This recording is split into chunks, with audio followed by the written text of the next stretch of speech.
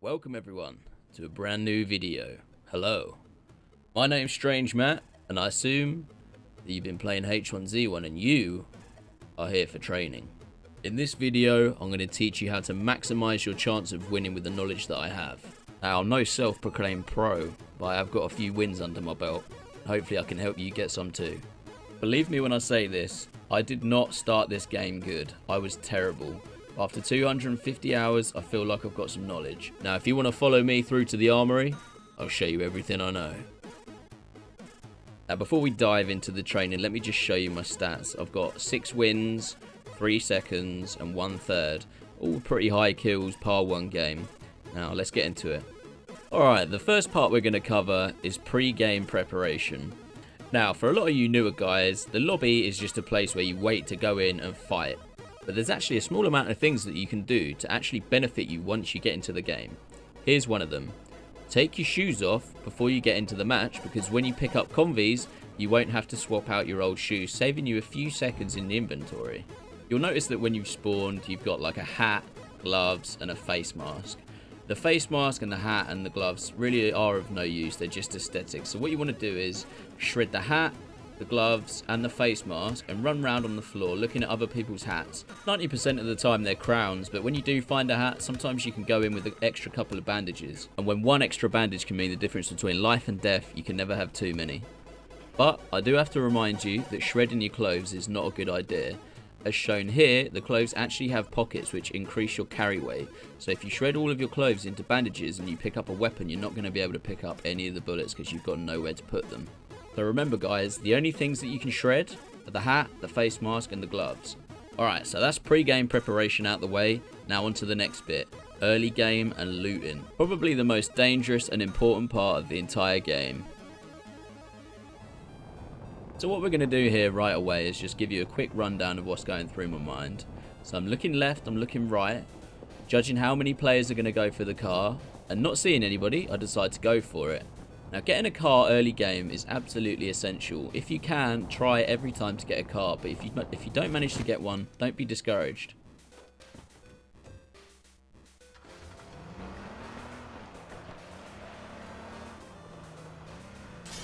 Now onto the looting segment. Always being vigilant, minding that there's anyone about. As soon as you enter the room, do a quick scan, your peripherals will pick everything up. Pick up what you need, and then whilst reloading, time it perfectly so that you can pick up the next item. Assault rifles take slightly longer to reload, so you have a bit more time to scan the room. Once you've seen the items that you want, grab them up and get the fuck out of there. However, not all starts are that smooth. Let me show you an example of one where I literally had to fight my way out of an entire area, killing everyone. As you saw on my way down, there was already a guy at the car. He beat me to it and got the keys. So going into the building, scanning it with your peripherals, grabbing what you need, and getting out of there as quickly as possible.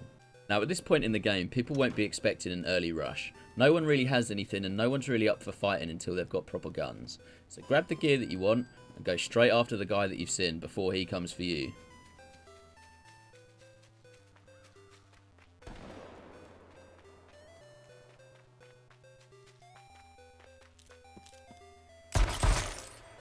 As you saw, the guy had absolutely no idea I was coming. I'm not sure if he was listening to music or something like that, but he didn't even hear the footsteps. Which is another point. Early game, late game, mid game, whenever it is, your surroundings are so important. Make sure you're not listening to music, especially if you want to win. If you want to be good at this game, you need to have literally 100% focus. I've not won a game listening to music or fucking around or not really concentrating. Also, another great tip is always pick up a shotgun at the beginning of the game.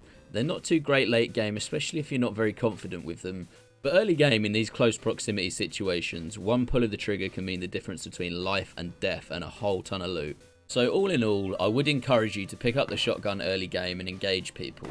It really helps to train your muscle memory and it also helps your reflexes become quicker. As you heard in the background, there was a couple of shots in the building opposite me. The best thing to do is try and engage these people as soon as possible, because once they've been in a fight early, they're either going to be hurt, bandaging, or they're not going to be expecting another person because they'll be looting.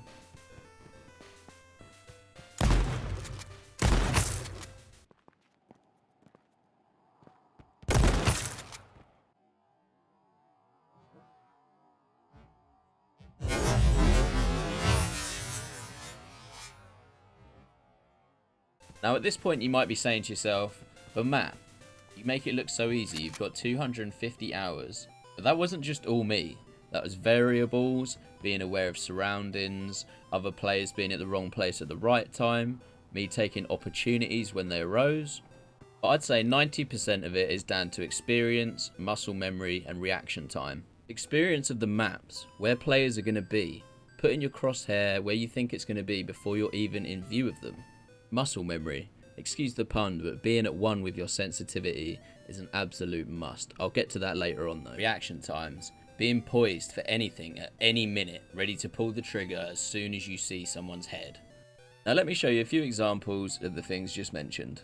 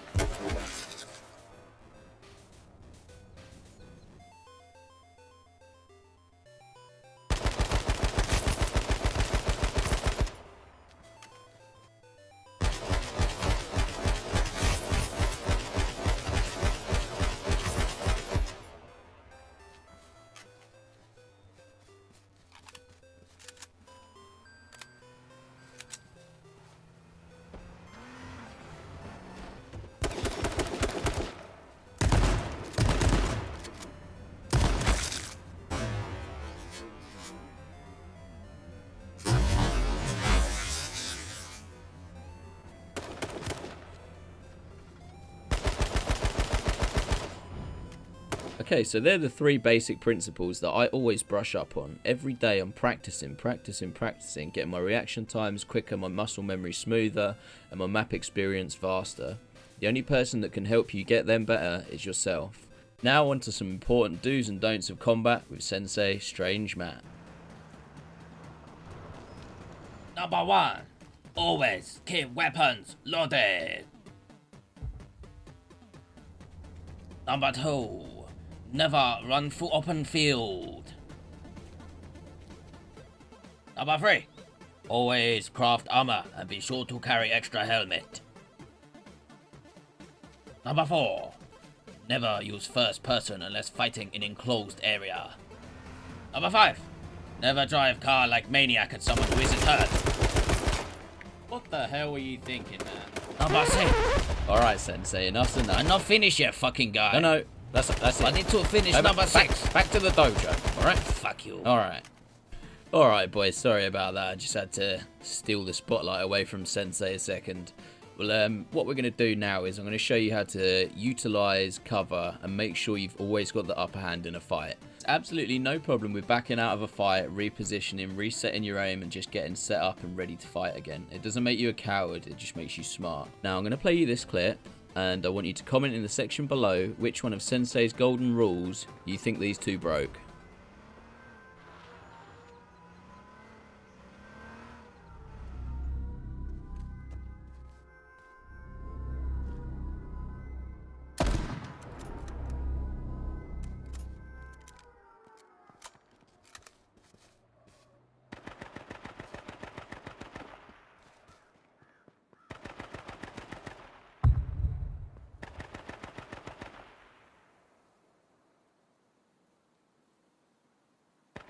Come on, fight.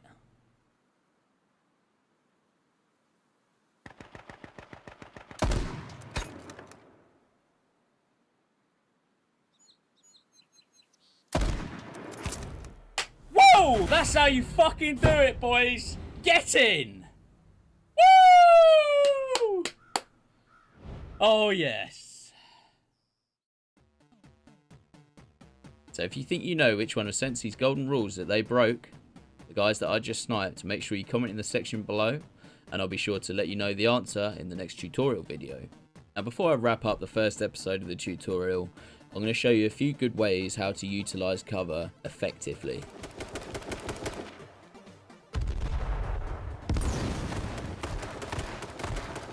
I set him on fire, As you can see, in great cover, we got a wall to our back, we got a wall in front of us to fight. I've used a Molotov to push him out of cover, and I've sprayed him down through the smoke.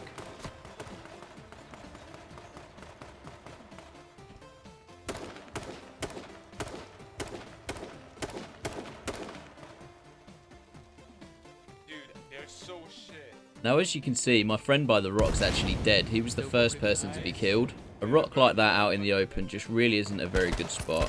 You need to have somewhere to fall back to if you are being attacked from the side. Get in cover, get in cover. I've got this, Awi. Now the most tragic part, my friend Awi, who I told to stay in cover, unfortunately peeked him and got killed as I was about to shoot the guy who was firing at him.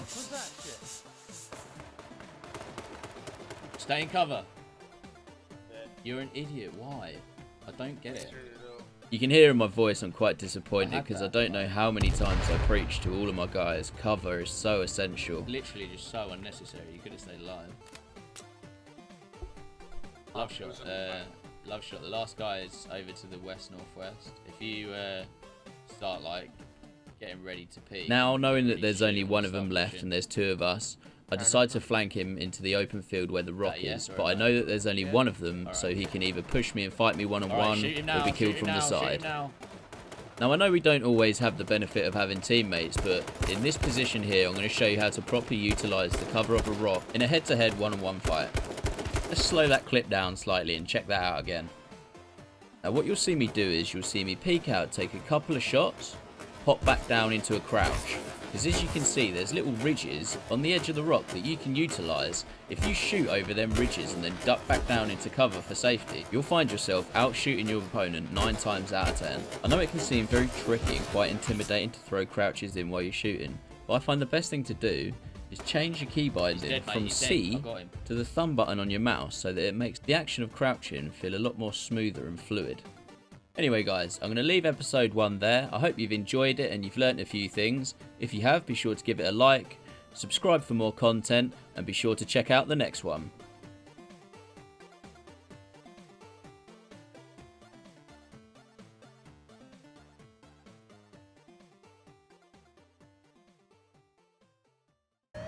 This is the meme police. Pull the car over. Sorry, sir. I just want to stop and have a talk. Sir, don't shoot him. Shoot him. He's speeding. Oh my God. Wow.